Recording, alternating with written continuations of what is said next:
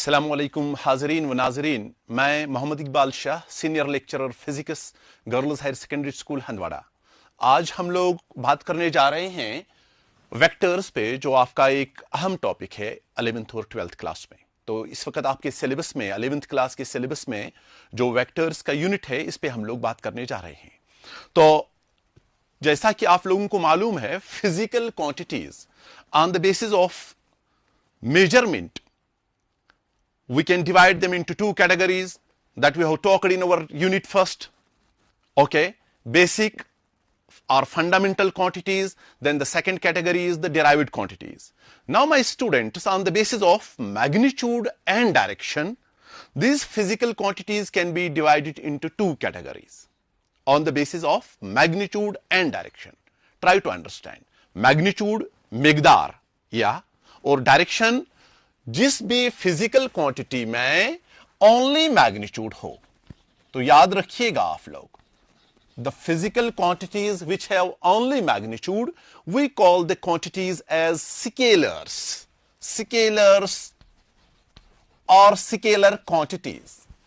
या there are n number of examples that you can quote.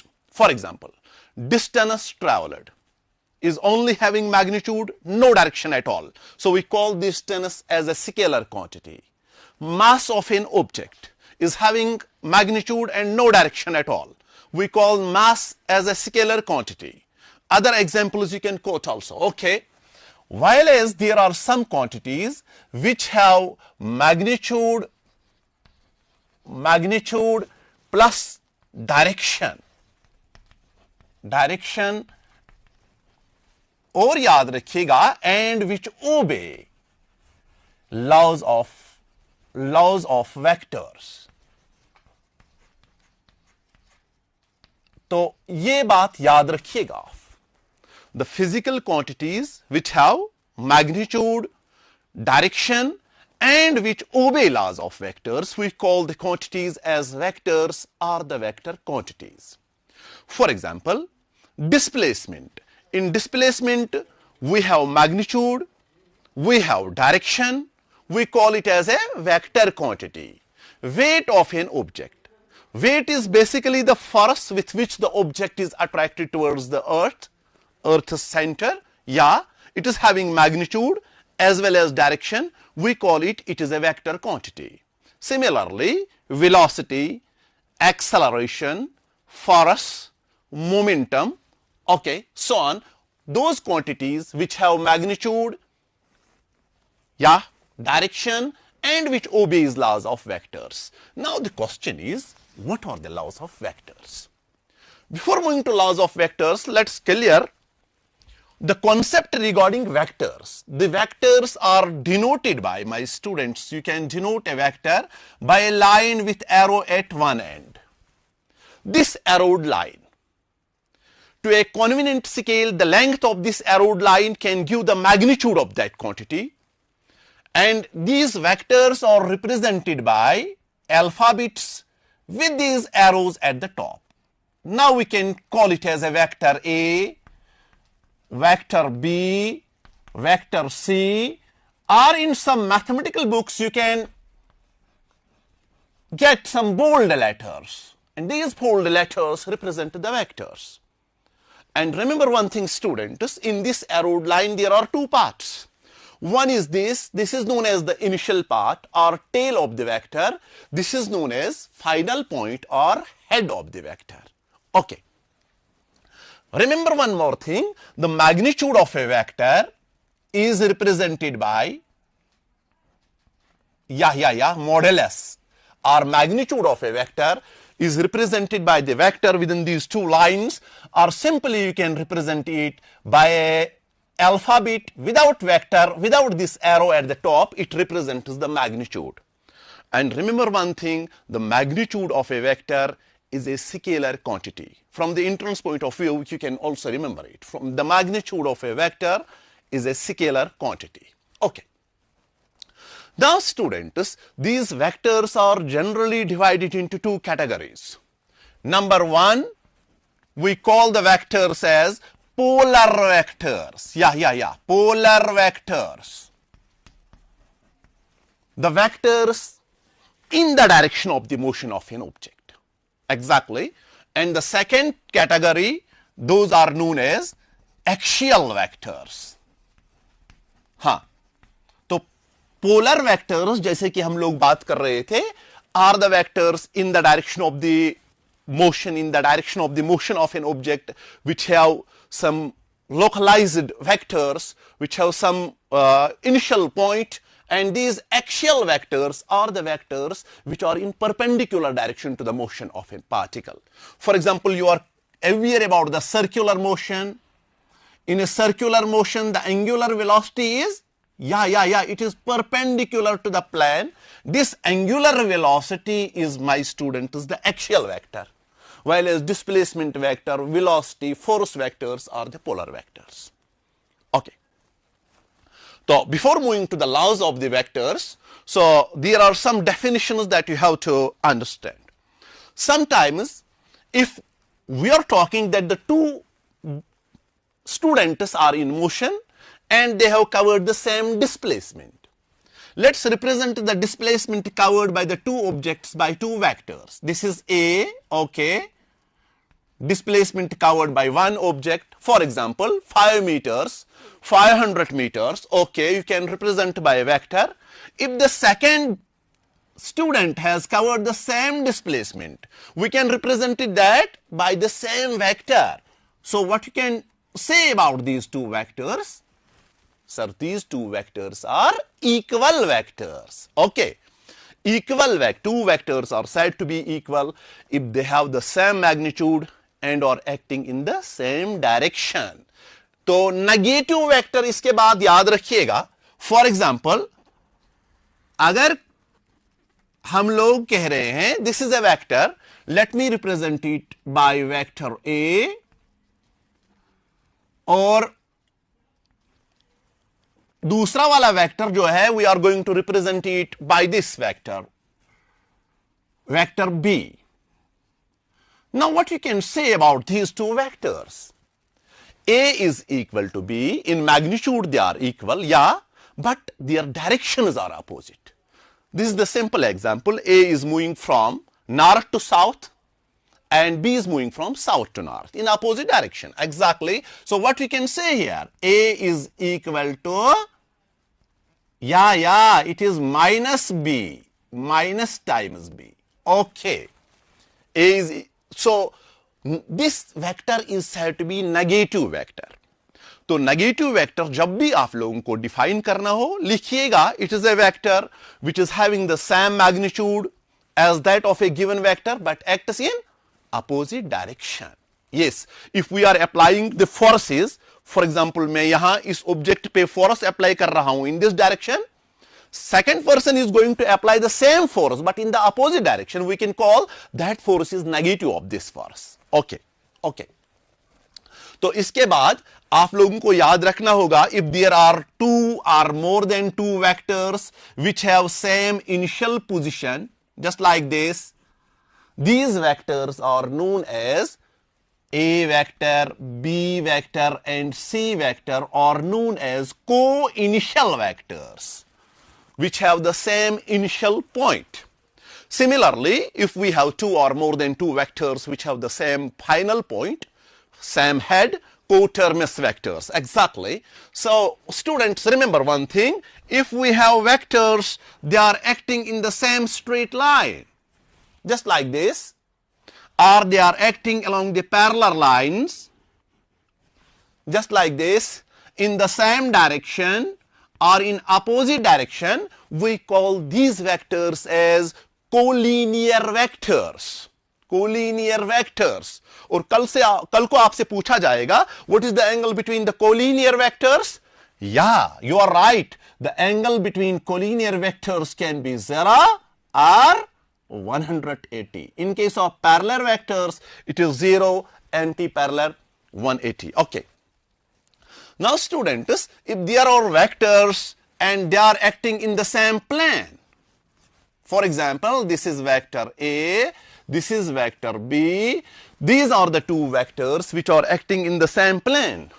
We call the vectors as coplanar vectors. Yeah, coplanar vectors. Then if we have a vector which is having magnitude equal to 0, for example, I am at rest, my displacement is 0, so my displacement vector is a null vector. Yeah, exactly.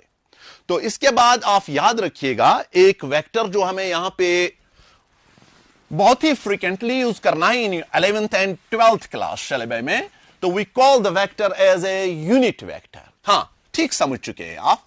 Unit 1 होता है और unit vector वो vector होता है विच is having magnitude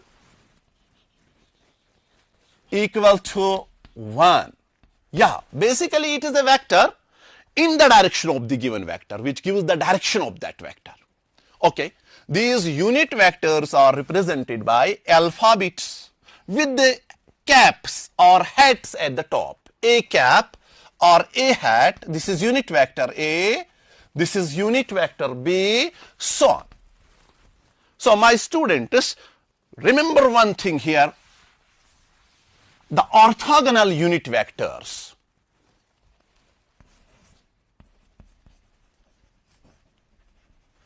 Orthogonal unit vectors की जब हम लोग बात करेंगे, or we call them as the rectangular unit vectors. Yeah, in Cartesian coordinate system, what we are taking 3 axes which are mutually perpendicular to each other. So, in our next class is what we will be doing. We will be taking one unit vector along x-axis and we call that vector as I cap. Exactly, J and similarly K. So remember one thing, I cap, J and K cap are the 3 rectangular unit vectors.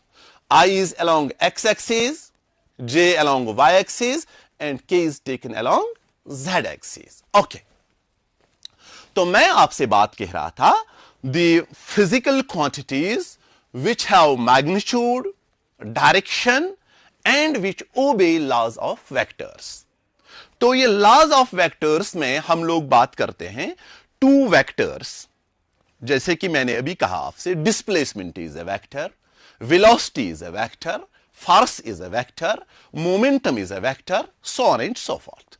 2 vectors can be added to each other, they can be subtracted, they can be multiplied. But remember one thing, division of a vector by a vector is not a valid operation. So laws of vectors में याद रखिएगा, we have to talk about vector addition, it's in your syllabus. We have to talk about vector subtraction, then we have to talk about multiplication of the vectors. So students, let's firstly talk about the vector addition. My students, remember one thing, if there are 2 or more than 2 vectors which are acting in the same line, their magnitudes can be same or their magnitudes can be different. Just like this. Okay, I am applying a force on this object just like this. For example, force of 2 newtons, and second student came here, he also applies the force on the object 2 newtons. What will be the net force on the object? That's the question. So if 2 vectors are acting in the same direction, let me call this vector as vector A. It can be force, it can be displacement, it can be a velocity vector, acceleration, okay, momentum, so on. And this is vector B. Now what we have to do? We have to add vector A with vector B. But what is the case? Case is the 2 vectors are in the same direction. Okay, what is the angle? Exactly, the angle is 0. So what we will do? We will draw a vector equal in magnitude to the first vector. Then we will join the tail of second vector with the head of the first vector and we will draw the vector in the same direction. Yeah, we call it as A, we call it as B. Now a vector drawn from initial position of first to the final position of second or to the final position of last will give us a vector and we call this as a resultant vector. So याद रखिएगा यहां पे resultant आएगा is equal to या vector A plus vector B. Yeah. So resultant vector is a single vector which alone gives the same magnitude as is given by individual vectors. What about its direction? Its direction is same as that of the given vectors. जैसे मैं अभी आपसे कह रहा था, मैं force apply कर रहा हूं इधर इस डायरेक्शन में, दूसरा वाला फोर्स इधर इसी डायरेक्शन में. What will happen to this object? Yeah it will move in this same direction. The direction of the resultant will be same as that of the given vectors. तो ये अब हमारे पास दूसरा वाला केस है. If the two vectors are acting in opposite directions. ये देखियो आप, this is vector A, this is vector B. Now what we have to do? Yeah, basically we are doing addition of vectors. अब की बार इन्हें add कैसे किया जाए तो देख लीजिएगा आप. We will draw a vector equal in magnitude to the first vector. Yeah, exactly. Then we will join the tail of second with the head of first. Yes. And we will draw the vector equal to the vector B, but in the same direction. उसी direction में जिस direction में ये B है. आप देखिए जरा, यहां से यहां तक हमारा वेक्टर ए था, तो यहां से यहां तक हमारा वेक्टर बी है. Now a vector drawn from initial position of first to the final position of this second. ये this will give us the resultant vector. ये this will give the resultant vector and this resultant is equal to, आप बोलिएगा ये ए, हम लोग add कर रहे हैं प्लस, लेकिन भूलिएगा मत माइनस बी. क्यों minus B? Because it is having opposite direction. So it is, yeah you are right, A minus B. Exactly.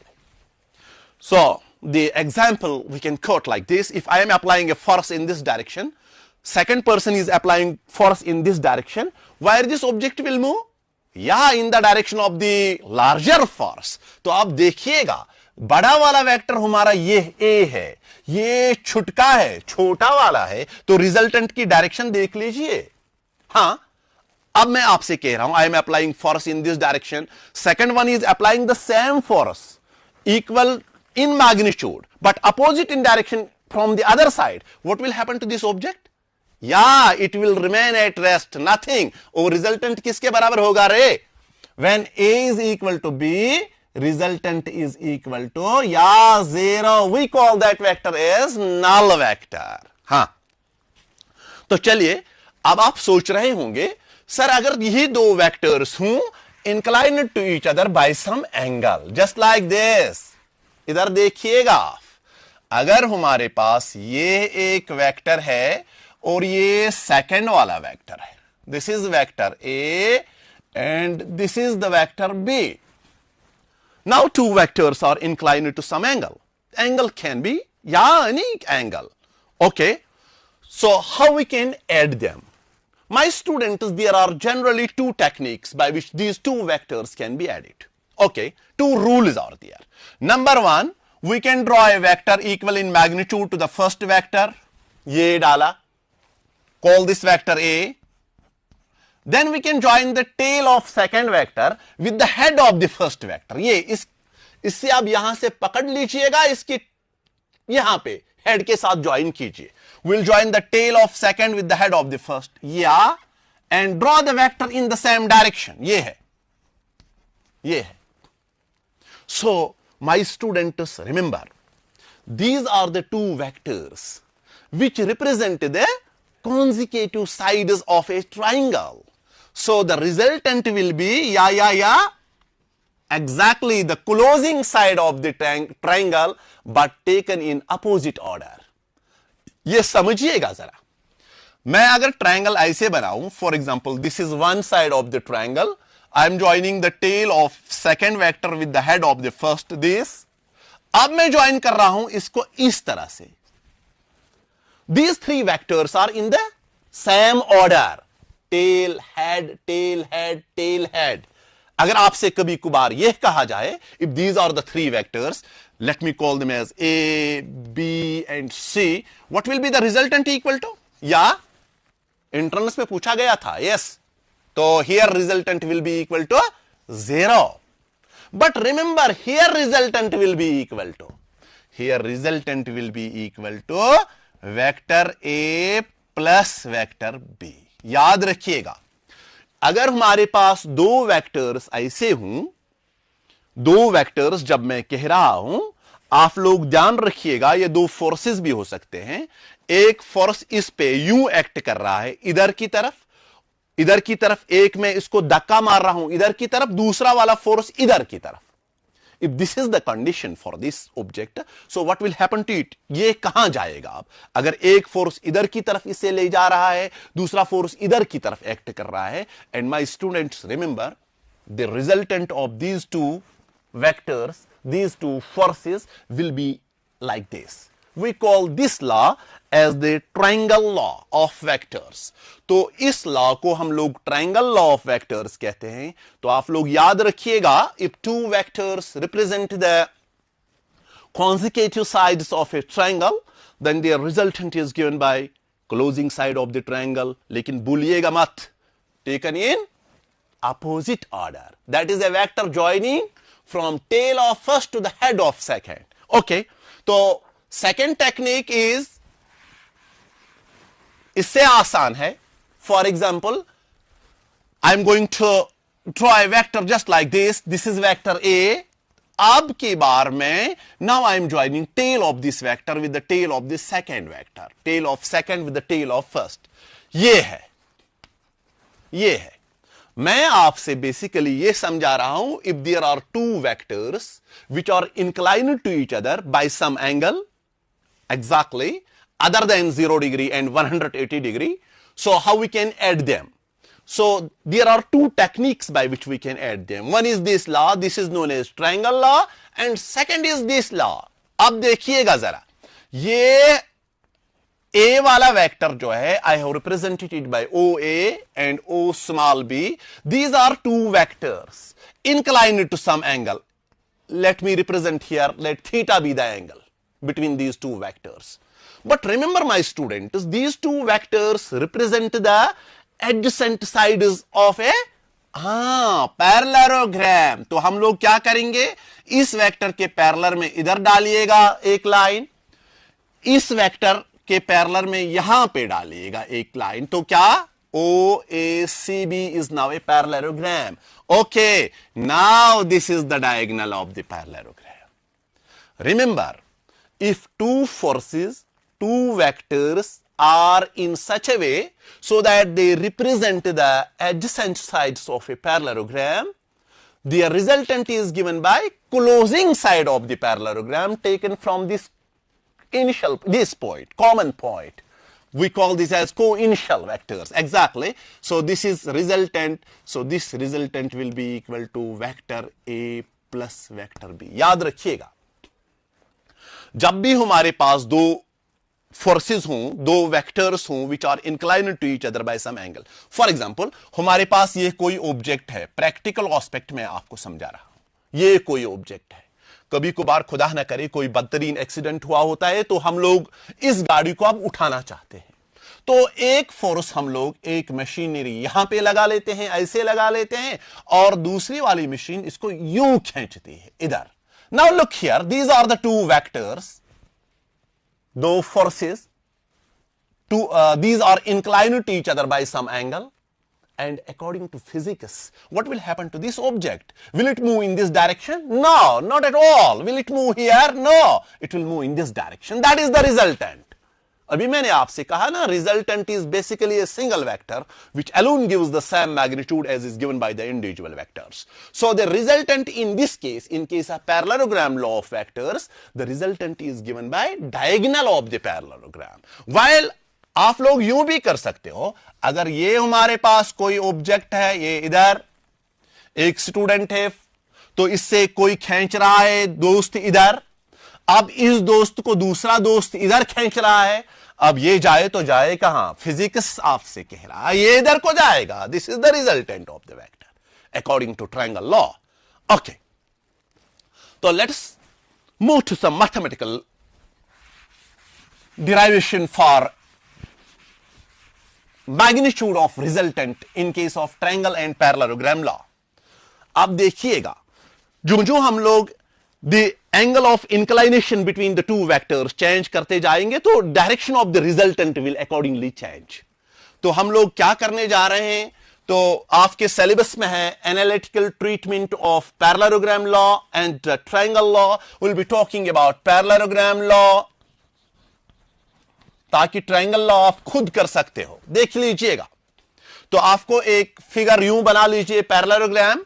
What addition you have to do, from C draw a perpendicular, किस पे मगर on O A produced, ये है मैंने produce किया, और ये इधर नाम लिखिएगा let C D be perpendicular on O A produced. तो आप जब यहां पे इस वाली राइट एंगल ट्रायंगल में ओ डी सी में, in right angle triangle ODC में जब आप पाइथागोरस थ्योरम यूज कर लोगे, तो what you will get my students, you will get OC square is equal to, yeah exactly okay, OD square plus, हां very good DC square. तो इस OD के बदले में अब आप सब्स्टिट्यूट कीजिएगा, yes O A plus A D. तो जब आप इसको मैथमेटिकली सॉल्व कर लोगे, what you will get O C square is equal to, या O A square plus exactly A C square plus 2 times O A into, yes, हां,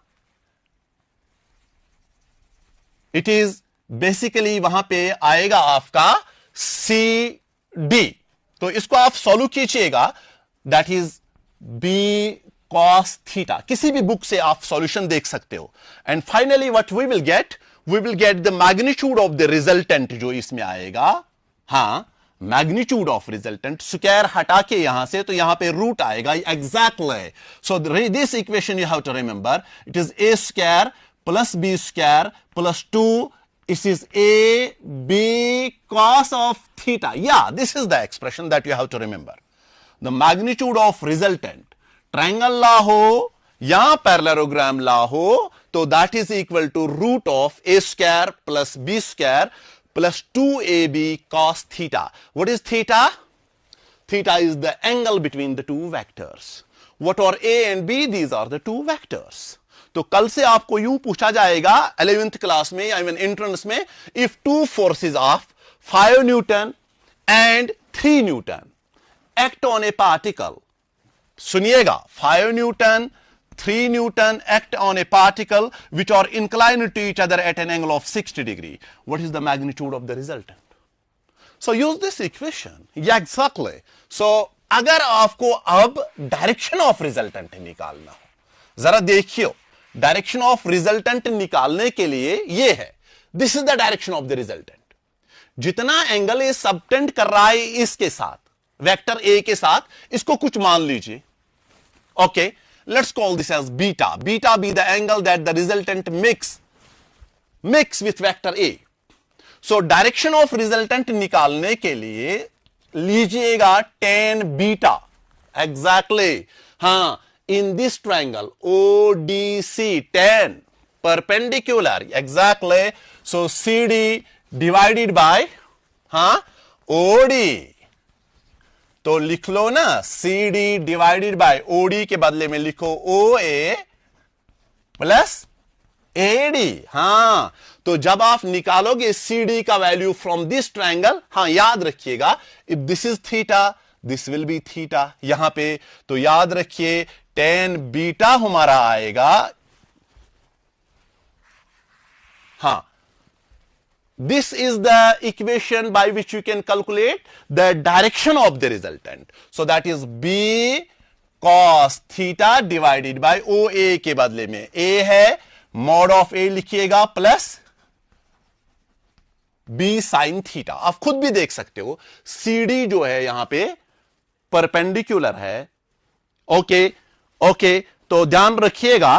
तो हम लोग triangle law and parallelogram law में जो है magnitude and the direction of the resultant, हां, तो यहां पे आप लोग प्लीज, ये इट इज बी हाँ, आप perpendicular by this it is B sine theta, हाँ नहीं तो गलत हो जाएगी आपकी expression, divided by cos theta. Okay, तो मैं आपसे यूं कह रहा हूं, तो ये दो इक्वेशनें जो हम लोगों ने डिराइव कर ली, तो आप खुद देख लीजिएगा, ये इक्वेशन हम लोग यूज कर लेते हैं for calculating magnitude of the resultant, and this equation is used for deriving the direction of the resultant. Derivation, direction of the resultant निकालने के लिए इस इक्वेशन को यूज किया जाता है, और मैग्नीट्यूड ऑफ द रिजल्टेंट निकालने के लिए इस इक्वेशन को यूज किया जाता है, and theta is here angle. So remember here it is b sin theta a plus b cos theta. It is CD here, तो CD by AC तो वो आएगा sin हमारा, exactly. Okay,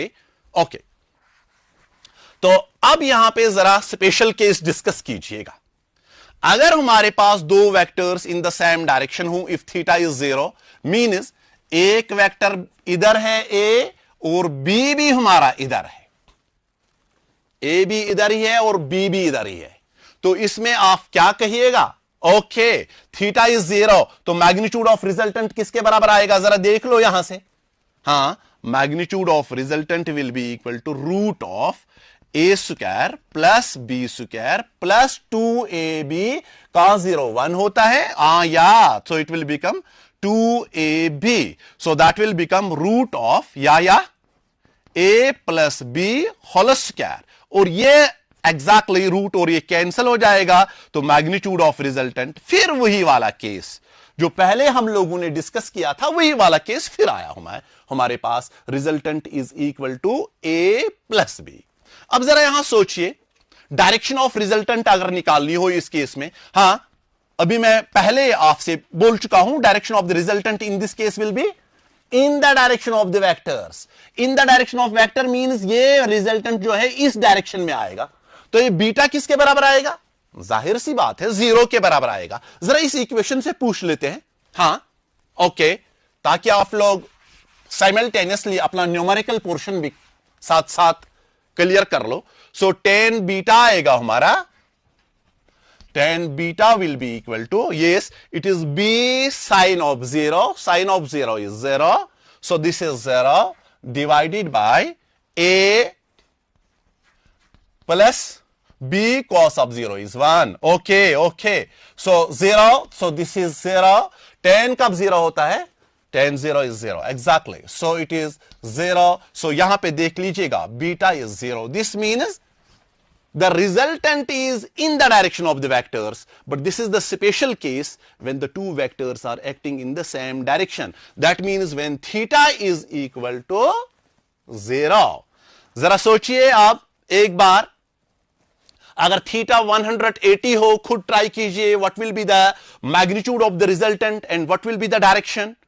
अगर थीटा 90 हो, हां ये याद रखिए, if theta is 90, so what will happen to the magnitude and direction of the resultant?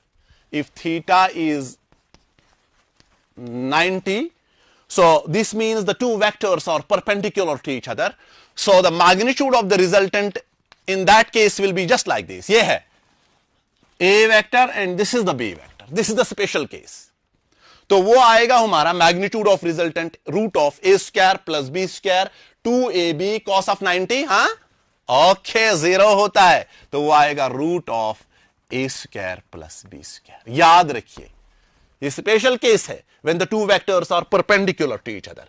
And second वाला केस याद रखिए, इसमें हम लोग डायरेक्शन ऑफ रिजल्टेंट कहां से निकाल लेते? सो डायरेक्शन ऑफ रिजल्टेंट निकालने के लिए मैं आपसे कह चुका हूं, दिस इज द इक्वेशन, तो यहां पे लिखिएगा b sin 90 1 होता है, divided by a b cos 90 0 होता है, वो ये आएगा b बाय a, ये एग्जैक्टली b बाय, यहां इससे यूं याद रखिएगा, it is y component divided by x component. या जरा मुझे यूं बोलिएगा, अगर इस केस में a is equal to b, अगर ये दो वेक्टर्स आपस में बराबर हों, जितना a है उतना ही b भी है, लेकिन एंगल इनके दरमियान में 90 है, जरा रिजल्टेंट किसके बराबर आएगा रे? हां गुड, जरा सोचिए, सोचिए तो सही। सो रिजल्टेंट आएगा root of A square, B के बदले में A square, 2 times A square या 2 times A square, that is A root of 2. Okay, can anybody tell me what will be the angle that the resultant will make with vector A? अब की बार resultant जो होगा ना वो कितना angle बनाएगा, तो कैसे निकालें? This is the equation. हाँ, इधर आप यूज कर सकते हो 90. सो माय स्टूडेंट्स हियर, जब आप लोग B और A को इक्वल लोगे, so tan beta will be equal to B sin 90 मैंने ऑलरेडी लिया हुआ है, 1 है, डिवाइडेड बाय A. लेकिन जब A B के बराबर हो तो ये 1 आएगा. सभी लोग जानते हैं tan 1 कब होता है? हाँ, 45 पे होता है. तो याद रखिएगा बीटा उस वक्त 45 होगा. आप भी याद रखिए. अब आप खुद जरा सा वो वीडियो गेम्स छोड़ के इस गेम पे लग जाइए. If you are going to increase A, B will remain same. What will happen to this angle? अगर आप A इंक्रीज कर रहे हो तो इस एंगल को क्या होगा? अगर उसके बदले में B इंक्रीज हो रहा है तो इस एंगल को क्या होगा? Okay, okay, this is your assignment. Now let's move to our second operation, that is known as subtraction of vectors. But remember one thing, my students, laws of vectors में आप यूं मत भूलिएगा, vector A plus vector B जो होता है it is equal to vector B plus vector A. और इससे हम लोग कहते हैं वेक्टर एडिशन इज कम्यूटेटिव. या not only this, my students, remember it also obeys associative law. That is A plus B plus C is equal to A plus B plus C. Yeah, exactly. और याद रखिएगा it is also distributive. Lambda times A plus B आप लोग लिख सकते हो it is equal to lambda times A plus lambda times B. Yeah, it is the case. तो याद रखिएगा यहां पे वेक्टर एडिशन में, vector addition is commutative, it is also associative, it's also distributive. Okay, now my students, if we have to subtract between the two vectors, तो ध्यान रखिएगा subtraction of vectors में हम लोग करते क्या है. Okay, if we have two vectors, they are inclined to some angle. Let me take here, this is the vector A, this is vector B. Initial lectures में सबसे पहले मैंने आपसे यह समझा दिया ए को बी से ऐड कैसे किया जाए. If they are collinear vectors, okay, we can add the tail of second vector with the head of first vector and we can draw a resultant. Okay, if they are coplanar vectors, there are two techniques. We can add the two vectors either by triangle law or by parallelogram law. Now the question is, if we have to subtract B from A or A from B. Okay, तो एक काम कीजिएगा, सबसे पहले we will draw a vector equal in magnitude to the first vector. तो इससे नाम रखिएगा A vector, ये है A vector. तो इसके साथ ऑफ सेकंड वेक्टर ज्वाइन कीजिएगा, join the tail of second with the tail of first, yeah exactly just like this. This is vector B. अब जरा सोचिए, this is the angle between them. Let me call this angle as theta. Okay, if we will draw here a vector parallel to this A and here a line that is parallel to B. My students, if I am going to join O with C, what I will get? Yeah, you are 100% right. We will get A plus B. मगर अब की बार हम लोग plus करने नहीं जा रहे हैं, माइनस करने जा रहे हैं. अगर मैं करना चाहता हूं A minus B, I want to subtract B from A. A minus B का मतलब ये है नेगेटिव कंपोनेंट ऑफ B. तो नेगेटिव कंपोनेंट ऑफ B का यूं सोचिएगा, we produce this vector B in the backward direction. या यस, सच दैट जितना ये OB है हमारा, उतना ही ये भी आना चाहिए, OB डैश भी आना चाहिए. So my students, if this is positive, this will B negative. हां, उतना ही है तो माइनस बी होगा। यस, अब हमारा वास्ता इन दो वेक्टर से। अब देख लो a माइनस बी कैसे मुझे आएगा। हां, तो इस वेक्टर के पैरेलल में आप इधर एक लाइन डालियो, okay, and draw a line parallel to this, फिर वही एक बार पैरेललोग्राम ला। हां, आपकी बार अगर आप ये रिजल्टेंट डाल रहे हो, this is the resultant, OC dash इसका नाम रखियो, OC। Now this OC dash is the resultant and this resultant is equal to, yes yes, this OA plus AC dash. Very good. OA is A plus AC dash is, shabash shabash, minus vector B. So this is A minus B. Okay, A minus B. So what is basically subtraction? तो आप अब समझ ही चुके होंगे, subtraction of vectors is nothing. It is addition of. It is addition of, negative component of a vector, negative part of the vector, negative component of a vector to the given vector. हां, अगर हमें b minus ए निकालना हो तो कौन सी दिक्कत वाली बात है, b को ऐसे ही रहने दो। ये a जो है इसको आप प्रोड्यूस कर लो in the backward direction, so that जितना आपका OA है उतना ही OA डैश को ले लीजिए। If my student this is plus vector a, this will B minus vector a। अब इन दो का रिजल्टेंट, हां ठीक सोच रहे हो आप, this will be the resultant and this resultant will be equal to, हां बिल्कुल ठीक है, so it is minus A plus B, और you can write it b minus A exactly. तो एक बात यहां पे याद रखिएगा, just in case of vector addition we mentioned here a plus b is equal to b plus a, but in case of subtraction of vectors, a minus b is not equal to b minus a. A minus b is not equal to b minus a. So vector subtraction is anti-commutative. तो यहां पे याद रखिएगा, similarly you can calculate here magnitude and direction of the resultant by using the same equations. लेकिन एक बात का ख्याल रखिएगा, if theta is the angle between a and b, तो कोई मुझे बोलिए a and minus b में कितना एंगल होगा रे? या it will be 180 minus theta.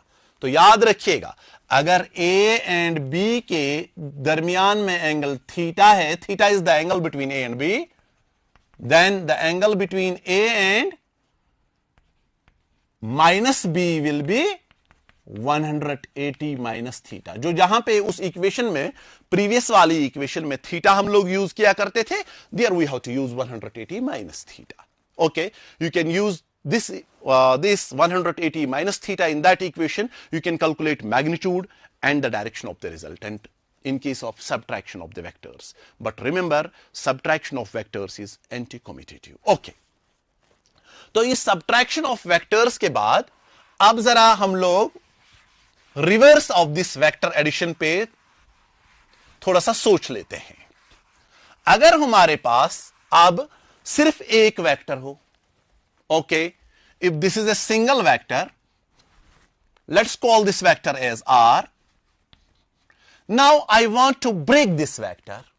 मैं इस वेक्टर के अब पार्ट्स बनाना चाहता हूं। ब्रेक दिस वेक्टर इनटू 2 और मोर देन 2 पार्ट्स। याद रखिएगा ये बात, if we are going to split a vector, break a vector into 2 or more than 2 parts, which altogether will give the same magnitude as is given by the individual, this vector, this single vector, then my students, these parts जिसमें हम लोग इसको break कर लेते हैं are known as resolved parts of the vector, या इन्हें components of the vector. तो इस टॉपिक को आपके सिलेबस में लिखा हुआ है रेजोल्यूशन ऑफ ए वेक्टर, या resolution of a vector, the phenomenon of splitting of a vector, breaking of a vector into 2 or more than 2 parts, which altogether will give the same magnitude as is given by the individual vectors. This process is known as splitting, नहीं तो इसको resolution of a vector कहते हैं। तो याद रखिएगा, इन parts को हम लोग resolved parts of a vector कहते हैं। हाँ, resolved parts of a vector कहते हैं। तो याद रखिएगा, यहां पे मैं लिख सकता हूं this vector A is equal to, हाँ या m times a plus n times b, where m and n are the real numbers. तो याद रखिएगा, there is uniqueness in splitting of this vector, in resolution of a vector. There is only one pair of real numbers can satisfy this equation. That is the uniqueness in resolution of a vector. जरा इधर देखने की कोशिश कीजिएगा आप, अगर ये हमारे पास फॉर एग्जाम्पल प्लान मैंने लिया, X Y plane, let me take here a vector, ये वेक्टर एक है जिसके मैंने ए वेक्टर का नाम दिया हुआ है। Okay, let me break this vector into two components.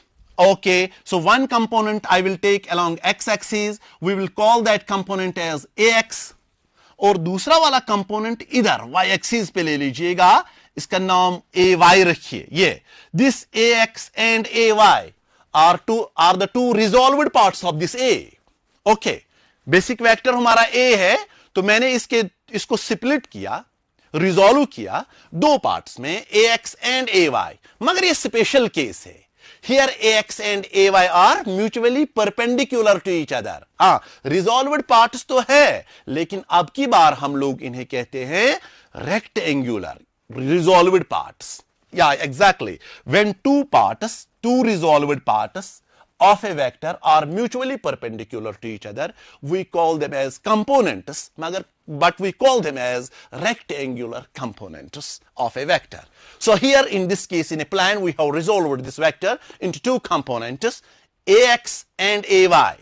अब देख लीजिएगा आप, if this vector is making some angle with this horizontal, with the x-axis, so this ax part, ax is known as horizontal component. याद रखिएगा, horizontal component in the horizontal direction. Okay, now it will depend upon this angle that this vector is going to subtend with the axis. अगर वहां पे आपके examiner ने ये theta लिया हुआ है instead of this, so this will be the horizontal component here. Okay, remember it, my students. Now if this is theta, this is the horizontal component, and remember you can calculate by simple mathematics. यहां से एक perpendicular डालिएगा, so you will get ax is equal to a cos theta. Yeah, exactly. So the horizontal component is equal to a cos theta. And similarly, आप लोग ये वाला o, इसका नाम कुछ स्मॉल a स्मॉल b रखिएगा। Now this component, ये वाला component जो है ay, this component is basically this, ay is equal to, हाँ तो ये आएगा very good, a sin theta। और याद रखिए, if a vector is resolved into two components which are mutually perpendicular to each other, we call them as rectangular components of a vector. And remember students, the horizontal component is a cos theta. It is that component with which this vector subtends some angle. Okay, and vertical component is known as a sin theta. कल को आपको numerical portion में यूं आएगा, an aeroplane after moving on the runway is going to fly just like this, is making some angle with the horizontal, ये is making some angle of 60 degree, 30 degree with the horizontal. तो आपसे यूं पूछा जाएगा, what will be it is, अगर ये velocity दी हुई है, ये and this angle of inclination is given, what will be it is horizontal component of the velocity and vertical component of the velocity.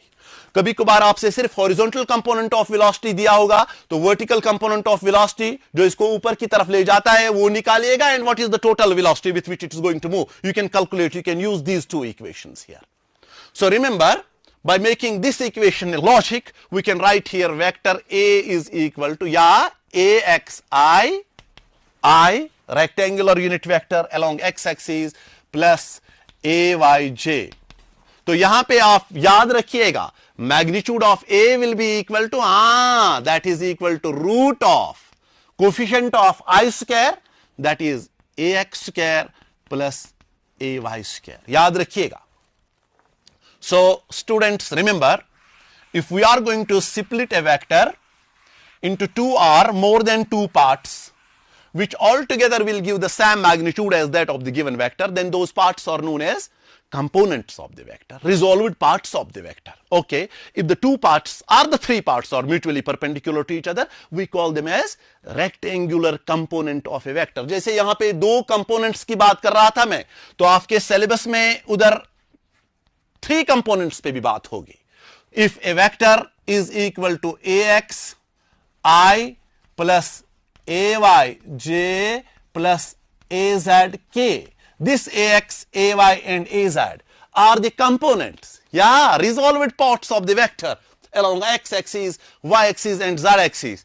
तो इस सूरत में आप याद रखिएगा, here magnitude of a will be equal to, exactly on the basis of this equation it will be root of, coefficient of I जो यहां पे है, that is ax square plus ay square plus az square.